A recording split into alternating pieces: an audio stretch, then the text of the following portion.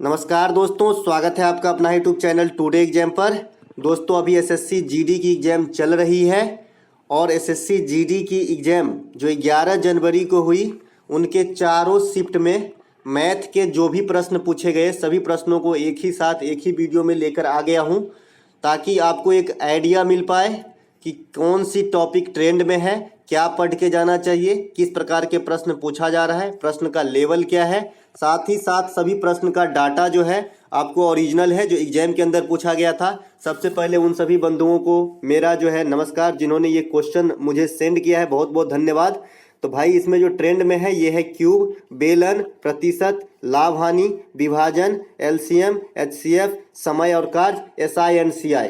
अभी तक इतने टॉपिक से, हाँ एक छूट गया, सिंप्लीफिकेशन लिखना भूल गया, लेकिन क्वेश्चन मिलेगा सिंप्लीफिकेशन। तो इतने टॉपिक से आपको प्रश्न देखने को मिला है। देख लीजिए कौन कौन सा प्रश्न पूछा गया था। चलते हैं प्रश्न की तरफ। पहला प्रश्न है हमारा, चतुर्थांश के संदर्भ में पहली और चौथी का गुणनफल 70 है, यदि तीसरी जो है 3.5 है, दूसरी x है, तो x का वैल्यू क्या होगा। देखिए मैंने कल बताया था मैथ के एनालिसिस में कि आपसे एग्जामिनर मध्यानुपात पूछ लेता है, तृतीयानुपात पूछ लेता है, लेकिन कभी चतुर्थानुपात नहीं पूछता है। वो रीजनिंग की बात आ जाती है कि भाई चतुर्थानुपात की लुक क्या होती है। देख लीजिए a अनुपात b समानुपात c अनुपात d, ये लुक है। तो रीजनिंग में ये प्रश्न ट्रेंड में होती है कि 3 दिया गया, 1 निकालना है। लेकिन अगर आप इसे गौर से देखें तो इसको मतलब सरलतम फॉर्म क्या है, a/b करते हैं और c/d करते हैं। और जब भी बराबर के साइन आ जाता है आपके पूरे मैथ में, तो क्या करते हैं, क्रॉस मल्टीप्लिकेशन।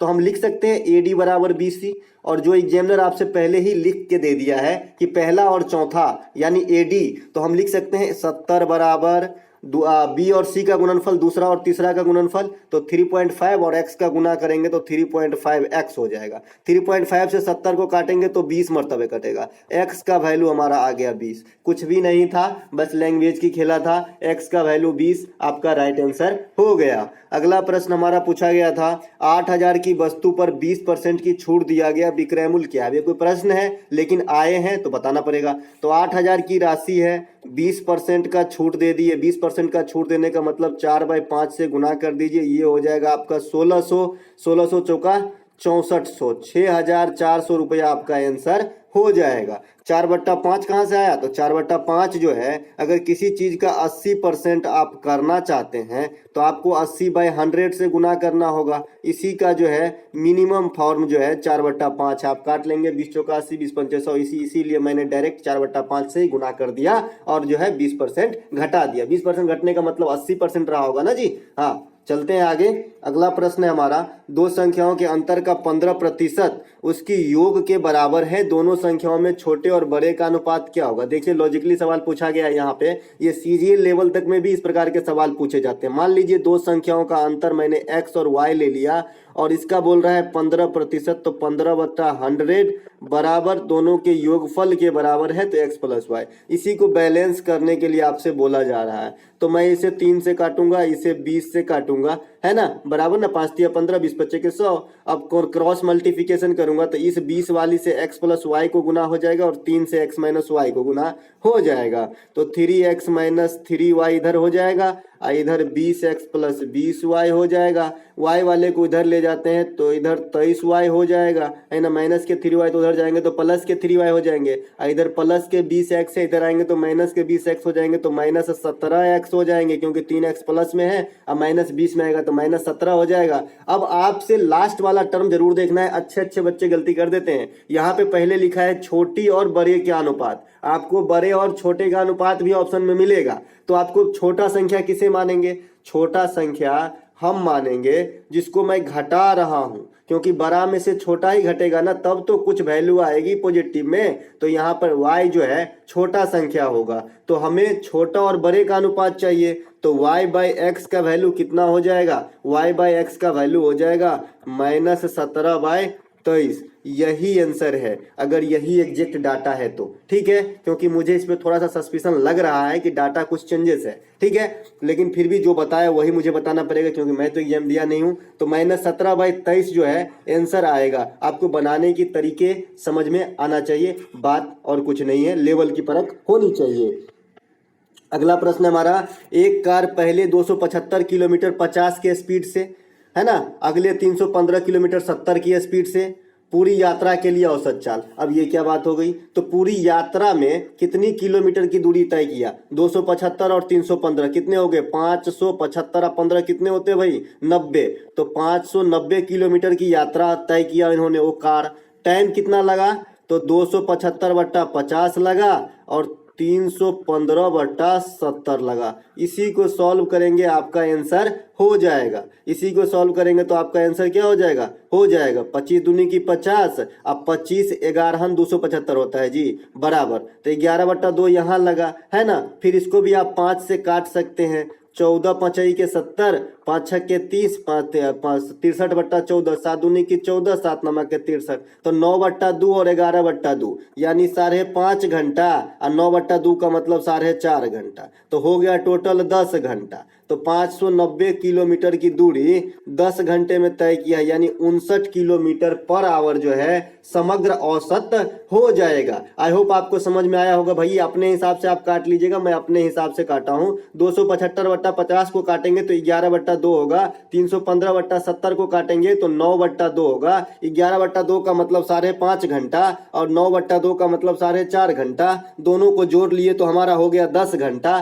टोटल दूरी है 590 किलोमीटर, जीरो से जीरो उड़ गया, हो गया 59 किलोमीटर प्रति घंटा औसत। अगला एक प्रश्न पूछा गया था, ब्याज के किस वार्षिक दर पे 14,700 की राशि एक वर्ष में 15,876 हो जाता है। अब देखिए एक वर्ष की बात कर रहा है, अब कितना जो है हो जाता है बढ़ के तो आप घटा लीजिए, इसको घटा लेते हैं, कितना प्रतिशत है डायरेक्ट निकाल लेते हैं। चलिए देख लेते हैं घटा के।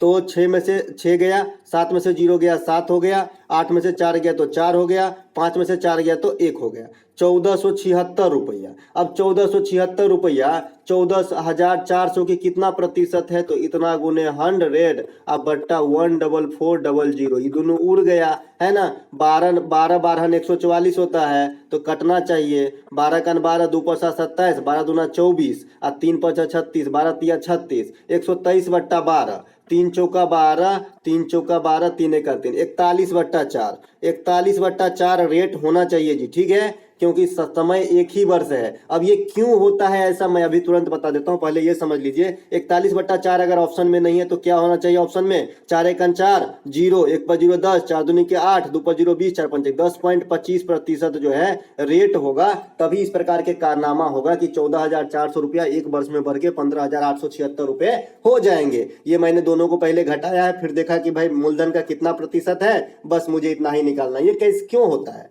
अगर आप साधारण ब्याज यानी सिंपल इंटरेस्ट निकालते हैं तो सिंपल इंटरेस्ट क्या होती है, रेट गुने टाइम का प्रतिशत ही होता है। अब मैं इसे थोड़ा सा वेरीफाई कर दूं तो आपको ज्यादा समझ में आ जाएगा। मान लीजिए 100 रुपया हमारा मूलधन है और 5% का दर है और 2 वर्ष का समय है, तो इसको अगर आप निकालेंगे तो मैंने कहा कि भाई रेट और टाइम को गुना कर दीजिए, तो 5 दूना 10 और इतने प्रतिशत मतलब 10% आप अगर निकाल दें तो इसका समग्र ब्याज निकल जाएगा। तो मैं 10% निकालता हूं, यानी 110 रुपया ये हो जाएगा 2 वर्षों के बाद। आप करके देखिएगा, यही चीज होता है, रेट और टाइम को गुना प्रतिशत हो जाता है आपका साधारण ब्याज। तो यहाँ पे आपका टाइम था 1% और रेट कुछ रहा होगा, तो 1 गुने रेट करेंगे तो रेट प्रतिशत, तो जो डिफरेंस आया वो सिर्फ रेट को लेकर ही चाहिए। तो मुझे आया था डिफरेंस 14,476 रुपया, मैंने देखा ये है इसके 10.25%, 1476 था, माफ कीजिएगा, मैंने देखा कि ये है 14,400 का 10.25% और वही हमारा आंसर था। चलते हैं आगे। अगला एक प्रश्न है, 90 महिला तथा 60 पुरुष किसी की औसत आयु क्रमशः 35 वर्ष और 45 वर्ष है, तो संपूर्ण की औसत आयु क्या। अब यही बात फिर से ढेला फेंका गया। अब 90 के साथ 35 है तो 90 गुने 35 कर लो, है ना, और उसके बाद 60 के साथ 45 है तो 60 गुने 45 कर लो, टोटल को जोड़ दो और 9 6 15, 150 से भाग दे दो, हो गया आपका औसत, है ना। औसत क्या होता है, टोटल आंकड़ा मतलब टोटल आंकड़ा से भाग देते हैं और टोटल आप जो है जितना भी एज आएगा सबको जोड़ लेंगे, ठीक है ना। टोटल पारी बट्टा टोटल रन बट्टा टोटल पारी, इस प्रकार से होता है ना। तो आप किसी चीज में भी सेट कर सकते हैं औसत को, ठीक है। टोटल बट्टा वो टोटल क्वांटिटी कितनी है उससे भाग देते हैं। तो इसको सॉल्व करने के लिए आप कॉमन ले सकते हैं। 90 और 60 में हमको 30 कॉमन दिख रहा है ना, 30 कॉमन दिख रहा है, तो मैं 30 यहाँ पे कॉमन ले लेता हूँ। तो 30 तिया की 90, 35 तिया की 105 हो जाएगा, और 30 दूना के 60, 35 90 हो जाएगा। इतने को जोड़ेंगे और 150 से भाग देंगे, 30 से कट गया, 30 बचे के 150, 105 और 90 कितना हो गया 195, 195 को 5 से भाग देंगे, 5 तिया के 15, 4 पर 9 45, 5 9 45, 39 वर्ष जो है हमारा औसत निकल कर आ जाएगा। अगला एक प्रश्न पूछा गया था कि 1 लाख रुपए की वस्तु पर 20% और 10% के दो क्रमागत छूट के बाद कितने में बेचे गए। देखिए, दो क्रमागत छूट जब होती है x% और y%, तो x प्लस वाई करते हैं और माइनस XY/100 करते हैं। ठीक है, ये हमारे क्रमागत छूट का फार्मूला। तो हमारा 20 और 10 में क्या रिलेशन है, 20 प्लस 10 माइनस 20 गुने 10/100 हो जाएगा। ये दोनों कट जाएंगे जी, तो 2 हो जाएंगे, तो 20 और 10 30, में से 2 घटेगा, तो 28% हमारा फाइनल घटेगा। तो हम 1 लाख रुपये की 28% घटाएंगे, मतलब 72% हमको निकालना है। 2 गो जीरो काट देंगे, 72 पर 3 गो जीरो हमारा आंसर हो जाएगा, यानी 72,000 रुपया जो है हमारा विक्रय मूल्य हो जाएगा। चलते हैं आगे। अगला एक प्रश्न पूछा गया था कि ए 9 घंटे में 1100 यूनिट प्रोड्यूस करता है और बी 12 घंटे में उतने ही कंचे बनाते हैं, यानी 12 घंटे में बी 1100 बनाते हैं, तो दोनों मिलकर 1100 यूनिट कंचे बनाने में कितना समय लेगा। देखिए, एग्जामिनर जो है थोड़ा कैलकुलेटिव बनाया है इस प्रश्न को, और कुछ भी नहीं है। अगर ए का मैं निकाल लूं 1 का, तो 1100 बट्टा ए को कितना घंटा लगता है, 9 घंटा, तो इतना हो जाएगा, है ना, ये ना हो जाएगा कि नहीं हो जाएगा 1 घंटे में। इसके बाद अगर मैं बी का निकाल लूं तो 1100 बट्टा 12 निकल के आएगा, और अपने को अब टोटल बनाना ही है 1100, है ना, और इसको जो है एक का लिख लूँ 1 घंटे में, है ना, 1100 बट्टा 9, अब प्लस बी का लिख लूँ 1100 बट्टा 12, इनसे भाग दे दिया, क्योंकि 1 घंटे में इतना बनाएगा ए और इतना बनाएगा बी, दोनों को मिल के बोल रहा है, तो दोनों को मिल से हम भाग दे दिए। इसी को सॉल्व हम जब कर लेंगे तो हमारा आंसर हो जाएगा। चलिए सॉल्व करते हैं इसे, है ना। सॉल्व करेंगे तो 1100 बट्टा 1 12, और 9 का एलसीएम कितना हो जाएगा, 12 दूना 24, 12 तिया 36, तो 9 चौका 36, तो नीचे हो जाएगा आपका, नीचे वाला मैं कर रहा हूँ पहले, तो 4400 हो जाएगा, और 12 तिया 36, 3300 हो जाएगा, तो 7700 बट्टा 36 हो गया आपके नीचे। कितने हो गए, 1100 बट्टा 1 गुने 36 बट्टा 7700। उलट जाएगा, भागा में है तो गुना के साइन देने के बाद उलट जाता है, ये सब तो जानते होंगे। ये दोनों कट गया, 11 सत्ते 77 कट गया, 36 बट्टा 7 घंटा लग जाएगा आपका, कितने, मतलब दोनों को मिलके 1100 यूनिट बनाने में। मैंने कुछ नहीं किया, 1 घंटे का दोनों का निकाल लिया और दोनों के कंबाइंड से भाग दे दिया। 1100 प्रोड्यूस करना है मुझे, अगर 5000 करना हो तो 5000 में भाग देते हैं, सिंपल। अगला एक प्रश्न पूछा गया, बेलन का वक्र पृष्ठीय क्षेत्रफल 110 सेंटीमीटर था, 14 सेमी ऊंचाई था, तो व्यास आपसे पूछ रहा है, यानी 2r का वैल्यू आपसे पूछा जा रहा है। थोड़ा सा बेलन के बारे में ले लेते हैं मसाला। बेलन इस प्रकार से होती है, देखिए, बेलन को इसको हाइट बोलते हैं, यहाँ से यहाँ तक रेडियस बोलते हैं, और कुछ बोलते ही नहीं है जी इसमें, ठीक है, 2 ही तो चीज होते हैं और कुछ होते नहीं है। चलिए थोड़ा सा सूत्र की रिवीजन कर लेते हैं। अगर आपको वॉल्यूम पूछता है बेलन का तो पाई आर स्क्वायर एच होता है। अगर आपको वक्र पृष्ठ का क्षेत्रफल पूछा जा रहा है तो वक्र पृष्ठ का क्षेत्रफल बराबर 2 पाई आर एच होता है। अगर संपूर्ण पृष्ठ का क्षेत्रफल पूछा जा रहा है तब क्या करेंगे, देखिए वक्र पृष्ठ और संपूर्ण पृष्ठ के क्षेत्रफल में क्या फर्क होती है। मान लीजिए आपने कहीं पे कार खड़ा जरूर देखा होगा, मान लीजिए ये कार है, मुझे तो बनाने नहीं आता, ये मान लीजिए एक कार है इस प्रकार का, तो इसको ढकने के लिए ऊपर से आपने कवर देखा होगा, तो वो वक्र पृष्ठ है। अगर कार को मैं चारों तरफ से सील ही कर दूं और एक क्रेन के सहारे लटका दूं तो ये संपूर्ण पृष्ठ हो जाएगा। बस इतनी सी बात ध्यान में रखनी है। तो आपको वक्र पृष्ठ की सूत्र अगर याद है तो किसी भी चीज की आप संपूर्ण पृष्ठ की क्षेत्रफल निकाल सकते हैं। तो बेलन का वक्र पृष्ठ, अगर बेलन को, अगर पाइप को आप कवर पहनाएंगे तो यहां से यहां तक पहनाएंगे, लेकिन इसका दोनों मुंह जो है वो नंगा ही रहेगा, ठीक है। तो इसको अगर ढक दिए ना तो संपूर्ण पृष्ठ हो जाएगा। तो दोनों मुंह किस आकार का होता है, वृत्तीयाकार होता है, सॉरी हाँ वृत्ताकार होता है। तो 2 बार क्षेत्रफल वृत्त का जोड़ना पड़ेगा इसी में। तो 2 pi R H plus 2 pi R square अगर जोड़ दें तो समझ लीजिए आपका संपूर्ण पृष्ठ हो गया। तो इसमें से हम 2 पाई आर कॉमन ले लेते हैं, एच प्लस आर, तो यही हमारा जो है शॉर्टेस्ट फॉर्म है संपूर्ण पृष्ठ के सूत्र का मतलब क्षेत्रफल का बेलन के अंदर। बहरहाल यहाँ पे चलो बनाते हैं। तो वक्र पृष्ठ का क्षेत्रफल आपका 2 पाई आर एच का वैल्यू 110 दे रखा है।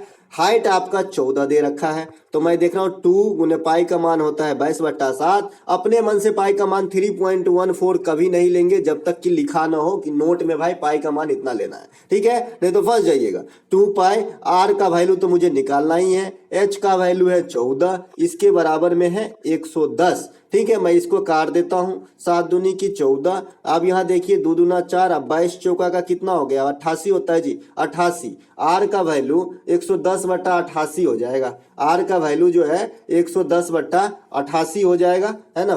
2 पाई आर एच मैंने सही लिखा है, कोई गलत नहीं लिखा है। 7 दूनी की 14, 22 दूना के 4, 22 चौका के 88, 88/110। आर का वैल्यू जो है सॉरी माफ कीजिएगा 110/88 हो जाएगा। और 2r निकालना है तो 2 से हम गुना करेंगे। 2 से गुना करने का मतलब है 2 से गुना के तो ये 44 हो गया। 44, 11 चौका के 44, 11 दाही के, यानी 10/4 यानी 5/2 जो है हमारा व्यास हो जाएगा जी, ठीक है। 5/2 जो है हमारा डायामीटर हो जाएगा।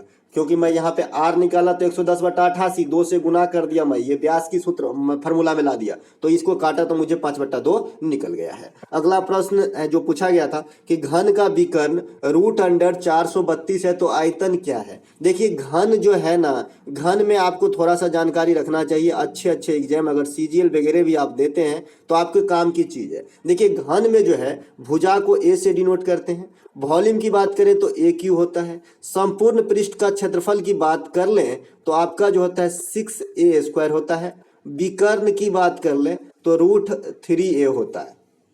इतनी बात आपको ध्यान रखना है। तो यहाँ पे विकर्ण दे रखा है √3a का वैल्यू √432 दे रखा है। अब मुझे देखना है कि 3 के फॉर्म में जरूर होगा, क्योंकि √3 तो पहले से सूत्र से ये हटना है तभी कुछ निकलेगा, है ना। तो मैं देख लेता हूँ 3 से कटेगा क्या, 4 3 7 2 9, 3 से कटने वाला है ये। तो 3 से कटेगा तो 3 गुने 3 1 3, 1 पर 3 13, 3 चौका 12, 3 चौका 12, 144 गुने 3 हो जाएगा, ठीक है। तो इसको मैं 12√3 लिख सकता हूँ, है ना, क्योंकि 12 का निकलेगा बाहर और √3 रह जाएगा अंदर। तो √3 है, √3 से √3 कट गया, a का वैल्यू आ गया 12। आयतन क्या होगा, 12 का क्यूब। यही हमारा आंसर है जी, ठीक है, यही हमारा आंसर है। चलते हैं आगे।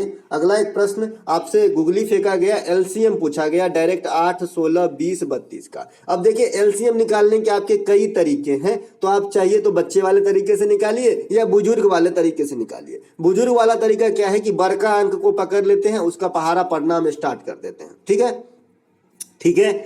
और उससे छोटा थोड़ा मतलब जो 3 प्रकार के लोग होते हैं, एक तो बिल्कुल चाइल्डिश टाइप का होता है जो बचपना होता है, एक जो है थोड़ा समझदार, और एक पूरे मैच्योर। तो बीच वाले की तरफ से अगर सॉल्व करना चाहते हैं तो फिर इसे छोटा कीजिए, 4 8 10 16, यहाँ मैं 2 लिख लूंगा, 2 4 5 8, फिर 2 लिख लूंगा, ठीक है। फिर आप कटेगा 2 2 4, 2 लिख लूंगा, फिर 2 2 लिख लूंगा।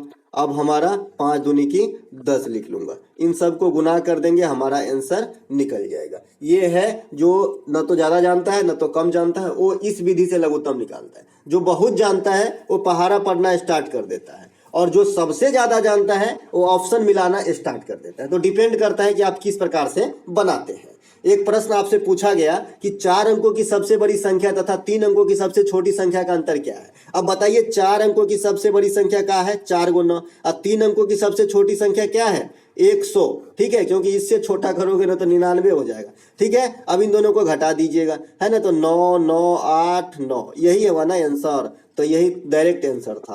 अगला एक प्रश्न पूछा गया था कि एक चोर मोटरसाइकिल से 80 किलोमीटर पर आवर की रफ्तार से पुलिस को देखते हुए भागने लगा। उसके आधे घंटे बाद पुलिस 90 किलोमीटर, लेजी पुलिस होगा, की चाल से पीछा किया। कितने समय के बाद पुलिस चोर को पकड़ लेगा। देखिए 40 किलोमीटर है, 90 किलोमीटर। कल मैंने ट्रेन वाले सवाल में आपको समझाया था कि जब चाल एक ही दिशा में हो तो सापेक्षिक चाल घट जाता है, v1 - v2 हो जाता है। और जब चाल या फिर कोई भी 2 ऑब्जेक्ट, खाली ट्रेन ही क्यों, चोर पुलिस, है ना, कछुआ खरगोश, 2 ट्रेन, आदमी घोड़ा, आदमी गाय, कुछ भी चाल तो सबकी होती है ना। तो अगर विपरीत दिशा में हो तो v1 + v2 हो जाता है सापेक्षिक चाल। तो यहाँ पर चोर का पीछा कर रहा है, ये रहा आपका चोर का मोटरसाइकिल, ये रहा आपका चोर का मोटरसाइकिल, और ये रहा आपका जो है पुलिस का मोटरसाइकिल, ठीक है, और यहाँ से चलना स्टार्ट किया है ना, तो इसका चाल है आपका 80, इसका है 90, लेकिन आधे घंटे के बाद चला, तो आधे घंटे में ये चोर कितना दूरी तय कर लिया होगा, 40। तो यही 40 हमारा हो गया दूरी, और सापेक्षिक चाल क्या होगा, 90 में से 80 घटेगा क्योंकि एक ही दिशा में है, तो 10,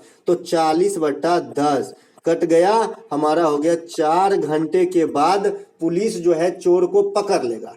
कितने घंटे के बाद, 4 घंटे के बाद पुलिस जो है चोर को पकड़ लेगा। अगर कोई टाइम इसमें दिया होता तो आप कहां से जोड़ते, जब आधा घंटा जब पुलिस दौड़ना स्टार्ट करता है ना, तो उस समय से जोड़ते, ना कि जब चोर चला उसी समय से, क्योंकि भाई तब दूरी कहां से निकालोगे, जब चोर चला उसी समय से आप जोड़ दोगे तो दूरी तो नगण्य हो जाएगी। तो ये सब कॉमन सेंस की बात है।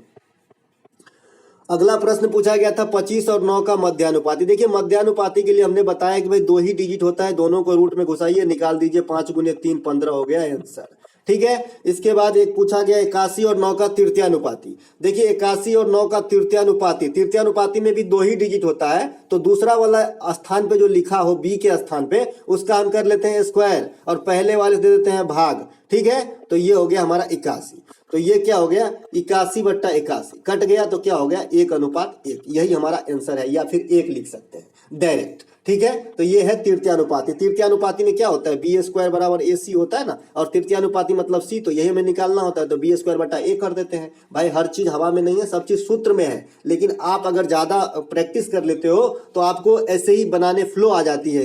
20% की वार्षिक ब्याज की दर से 12,500 कितने वर्षों में 21,600 हो जाएगा। अब देखिए मैंने अभी अभी कहा था कि रेट गुने टाइम प्रतिशत होती है आपका क्या, साधारण ब्याज, ठीक है। रेट गुने टाइम प्रतिशत होती है साधारण ब्याज। अब मैं देख रहा हूं कि इसको घटा लूं पहले, या फिर देख लूं कि कितने प्रतिशत हैं इसके, तो दोनों में से कुछ भी कर सकते हो। तो चलिए 0 0, 6 में से 5 गया तो 1 है, 11 में से 2 गया तो 9, और ये जो है हमारा 2 में से 1 गया तो 9100 रुपया आ गया, 9100 रुपया जो है आ गया है, ठीक है। सही में क्या 0 0 0, 6 में से 5 गया 1, और 11 में से 2 गया तो 9, और ये हो गया तुम्हारा कट गया, ठीक है। 9100 रुपया आ गया जी। तो 9100 रुपया इस 12,500 का कितना प्रतिशत है, तो 12,500 का है हमारा 125, तो 25 से काटेंगे, 25 पंचे 100, 125, आप 25 तियई के 75, 75 5 80, 11 5 16 160, 25 छक्के 150, 10 पर 0 100, 25 चौका 100, 364/5 कितना आया, 364/5। इसको काट लेते हैं तो हमारा हो जाएगा 5 सत्ते के 35, 1 पर 4 14, 5 दूनी के 10, 4 पर 0 के 40, 8 पर 6 के 40, 72.8। तो 72.8 में 20 से भाग दे दो, यही हमारा टाइम निकल के आएगा, क्योंकि R गुने T प्रतिशत का वैल्यू 72.8% हो गया, प्रतिशत से प्रतिशत कट जाएगा, ठीक है। तो आपको T निकालने के लिए 20 से भाग देना पड़ेगा, और यही हमारा राइट आंसर हो जाएगा, इतना वर्ष समय लगेगी, ठीक है। अगला एक प्रश्न पूछा गया, एक कार पहले 275 किलोमीटर 50 के स्पीड से 315 किलोमीटर 70 के स्पीड से चलती है, पूरी यात्रा के लिए औसत चाल, ठीक है।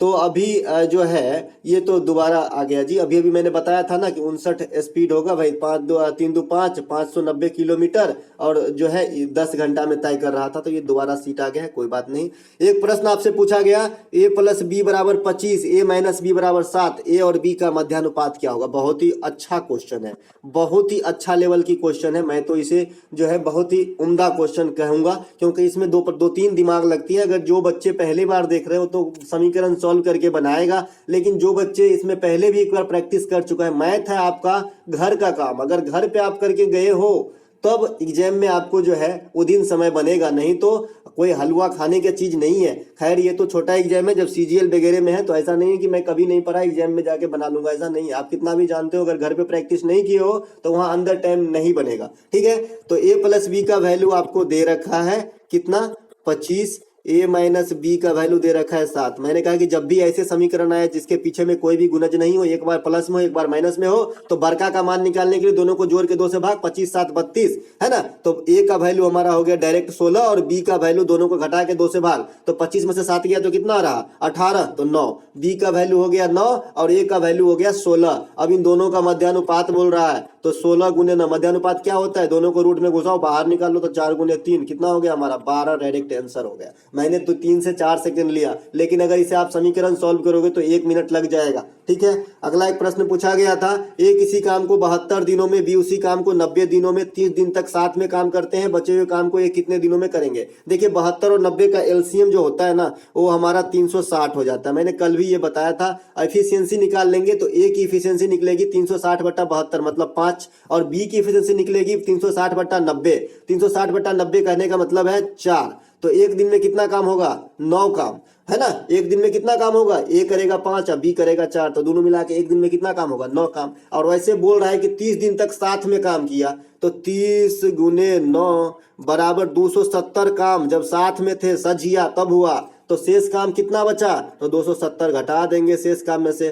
तो शेष काम बच गया हमारा 90। अब ये 90 काम किससे करवाना है भाई, तो ए से करवाना है। ए की एफिशिएंसी क्या है, 5 है ना, ए की कितनी है, 5 ही है ना जी, ए 72 दिन में करता बराबर 5 है, तो ये ए को लग जाएगा 18 डेज, है ना, 18 डेज लग जाएगा शेष काम करने में। आई होप कल भी बताए थे और आज भी बताए थे, तो अच्छे से अभी आप जो है समझ गए होंगे। अगला प्रश्न हमारा एक पूछा गया था, 180 मीटर लंबी ट्रेन 50 किलोमीटर प्रति घंटे की चाल से, 120 मीटर लंबी ट्रेन 40 किलोमीटर प्रति घंटे की चाल से एक ही दिशा में जा रही, दोनों ट्रेन एक दूसरे को कितने समय में पास करेगी। तो फिर से वही बात, टोटल दूरी कितना हो गया, 180 मीटर और 120 मीटर कितना हो गया जी, 300 मीटर, 300 मीटर। ठीक है, और सापेक्षिक चाल कितना हो गया, 50 में से 40 गया तो 10 किलोमीटर। तो किलोमीटर को मीटर प्रति सेकंड में बदल दे तो 5/18 से गुना करना पड़ता है, ये बचपन से सीखते आए हैं, और इसी को अगर आप सॉल्व कर लें तो आपका आंसर निकल जाएगा। ठीक है, मीटर उड़ गया जी, मीटर से मीटर कट गया, क्योंकि यहाँ मीटर होगा, एगो यह मीटर, दोनों कट गया। ठीक है, तो 300/1 गुने 18/10 गुने 5, तो यहाँ से काट लीजिए, 10 पंचे 50, 6 क्या 18 छक्के हो जाता है 108। 108 सेकेंड का मतलब 1 मिनट 48 सेकेंड में जो है पास कर जाएगा। अगला एक प्रश्न था कि ए किसी काम को 20 दिन में या बी उसी काम को 25 दिन में, दोनों को मिलकर, तो कई सारे तरीके हैं, ए गुने बी बट्टा ए प्लस बी कर सकते हैं, या फिर एलसीएम विधि कर सकते हैं। 20 और 25 का एलसीएम जो है आपका हो जाएगा 100 का हो जाएगा 5 और हो जाएगा 4, तो 100/9 दिन लगेंगे दोनों को मिलकर काम करने में। यहाँ से भी चलेंगे तो 100/9 दिन ही लगेंगे दोनों को मिलकर काम करने में। ठीक है, तो कैसे भी चलिए वैसे ही आंसर आने वाला है, करके देखिए। ए गुने बी कितना होता है, 20 गुने 25 हो जाएगा, 20 और 25 कितना हो जाएगा 45, 5 नमा का 45, 5 चौका का 20, 25 चौका 100/9, तो कहीं से भी चलिए आंसर सेम आएगा। एक प्रश्न आपसे पूछा गया था कि 16, 32, 18, 32, 16 को वह बड़ी से बड़ी संख्या जो इन सभी को विभाजित करे। देखिए लैंग्वेज का खेला है, वह बड़ी से बड़ी संख्या जो दिए गए पार्टिकुलर सभी संख्या को विभाजित करे वो होता है आपका एचसीएफ। ठीक है, और वह छोटी से छोटी संख्या जो दिए गए सभी संख्याओं से विभाजित हो ये होता है आपका एलसीएम। ठीक है, दोनों में लैंग्वेज की फर्क है, आपको एलसीएम देखने में बड़ा लगता है लेकिन उसका मतलब डिफिनेशन क्या है, वह छोटी से छोटी संख्या जो दिए गए सभी संख्याओं से विभाजित हो एलसीएम है, वह दिए गए बड़ी से बड़ी संख्या जो दिए गए सभी संख्याओं को विभाजित करे वो एचसीएफ है। ठीक है, तो सीधा सीधा एचसीएफ पूछ रहा है, तो यहाँ पे एचसीएफ 2 हो जाएगा, सिर्फ 2 ही कॉमन है, 18, 32 और 16 में। अगला एक प्रश्न पूछा गया, एक दुकानदार अपने वस्तु पर 15% अधिक नोट करता है, 20% का छूट देता है, लाभ या हानि क्या होगा। देखिए 100 रुपए की वस्तु है, सेकेंड पहला स्टेप में जो है 115 कर दिया, अब 20% का छूट दे दिया, मतलब 115 गुने 4/5 काटेंगे, 23 से कटेगा, 23 चौका का होता है 92। अब 100 का चीज 92 हो गया तो 8% का घाटा लग गया है उस दुकानदार को। एक प्रश्न आपसे पूछा गया, गोला का पृष्ठीय क्षेत्रफल क्या होगा यदि 14 सेंटीमीटर रेडियस है। देखिए गोला का आयतन की बात करेंगे तो 4/3 पाई आर क्यू होता है, और पृष्ठीय क्षेत्रफल इसमें एक ही फंक्शन होती है 4 पाई आर स्क्वायर, इसमें वक्र पृष्ठ होता ही नहीं। ठीक है, तो 4 पाई आर स्क्वायर आपको निकाल देना है, 4 गुने 22/7 4 गुने 22/7 गुने 4 पाई आर स्क्वायर, मतलब 14 गुने 14 कर देना है, 7 दूनी की 14 कर देना है, 4 दूनी की 8 है ना, 4 दूनी की 8, 22 गुने 14 गुने 8 कर देना है, यही आपका आंसर हो जाएगा। चलते हैं आगे। अगला एक प्रश्न पूछा गया, किसी काम को a प्लस बी 50 दिनों में, b प्लस सी 75 दिनों में, a प्लस सी 25 दिनों में, तीनों मिलकर कितने में करेंगे। फिर से वही बात, इफ एलसीएम ले लेंगे 50, 25, 75 का, तो 50, 25, 75 का एलसीएम कितना हो जाएगा जी 150। हाँ जी 150 हो जाएगा। 150 में इफिशियंसी 3 निकलेगा, 2 निकलेगा और निकलेगा हमारा 6। ठीक है। तो तीनों मिलकर, तो 3 दूनी 5 और 6, 11 काम एक दिन में होगा अगर तीनों मिलके काम करेगा तो हमारा 150/11 जो है टोटल काम समाप्त करने में लगेगा, तीनों को मिलके काम करने में। एक प्रश्न यहाँ पे पूछा गया, कोई व्यक्ति 300 किलोमीटर की दूरी 60 किलोमीटर प्रति घंटा से, 600 किलोमीटर की दूरी 50 किलोमीटर प्रति घंटा से, तो औसत चाल। अब देखिए टोटल दूरी कितना हो गया, 300 और 600, तो 900, और 300 की दूरी चला है 60 से तो 5 घंटा लगा होगा, और 600 की दूरी में चला है 50 से तो 12 घंटा लगा है, तो 900/17 यही हमारा औसत चाल हो जाएगा। ठीक है।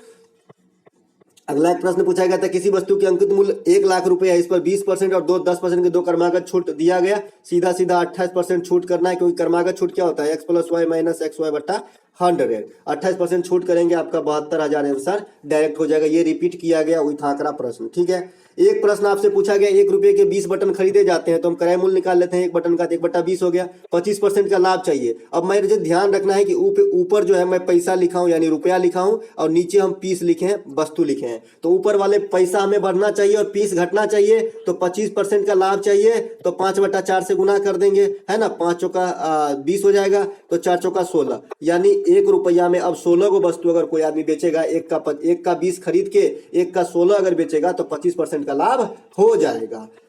अगला एक प्रश्न पूछा गया था कि बेलन की ऊंचाई 14 सेंटीमीटर और आयतन 2156 सेंटीमीटर, बेलन का व्यास क्या होगा। कल बताए थे, आप लोगों से रहेगा कि आप लोग बना के भेजेंगे कि कैसे बनाए, कितना आंसर आया। एक शंकु की त्रिज्या 5 सेंटीमीटर दे दिया था, ऊंचाई 12 सेंटीमीटर, संपूर्ण पृष्ठ का क्षेत्रफल पूछा जा रहा था। देखिए शंकु कुछ इस प्रकार का होता है ना। मुझे ड्यूटी जाना है इसलिए थोड़ा मैं जल्दी में हूं, है ना। तो इस प्रकार से होता है शंकु कुछ, है ना। ये होता है आपका रेडियस, ये होता है हाइट, ये होता है एल। ठीक है। तो यहाँ पे शंकु का वक्र पृष्ठ होता है πr/l, संपूर्ण पृष्ठ क्या होता है πr/l में πr² जोड़ देते हैं। अभी मैंने कार वाला एग्जांपल देके समझाया था, तो इसका मुंह कैसा है, वृत्ताकार है, तो एक ही बार है ना, तो एक वृत्त का क्षेत्रफल जोड़ दिए, तो यही संपूर्ण पृष्ठ का क्षेत्रफल हो जाता है। तो यहाँ पे देख लीजिए, ये हमेशा समकोण होता है, तो 5 और 12 है। अगर समकोण त्रिभुज में एगो भुजा 12 हो, एगो भुजा 5 हो, तो तीसरा का भुजा कितना हो जाएगा, 13। तो एल का वैल्यू कितना निकल गया है, 13। अब तो कुछ है ही नहीं, एल निकल ही गया है, आर पता ही है, और संपूर्ण पृष्ठ का क्षेत्रफल निकालना है, तो πr/l, तो पाई गुने आर का वैल्यू है 5, एल का वैल्यू है 13, अब प्लस πr² जोड़ना है, तो ये 25 जोड़ दिए हम। ठीक है। 5 पाई हम कॉमन ले लिए, तो यहाँ पर 13 बचा, और यहाँ पे बचा आपका 5, है ना। तो 18 × 5 पाई, 18 × 5 गुने 22/7, इसी को सॉल्व करेंगे तो हमारा आंसर निकल जाएगा। दोस्तों ये था इस वीडियो का लास्ट क्वेश्चन। अगर आपको अच्छा लगा हो तो लाइक कर लीजिएगा, और प्रैक्टिस के लिए PDF आप हमारे टेलीग्राम चैनल से ले सकते हैं। टेलीग्राम चैनल का भी सेम नाम है, टुडे एग्जाम।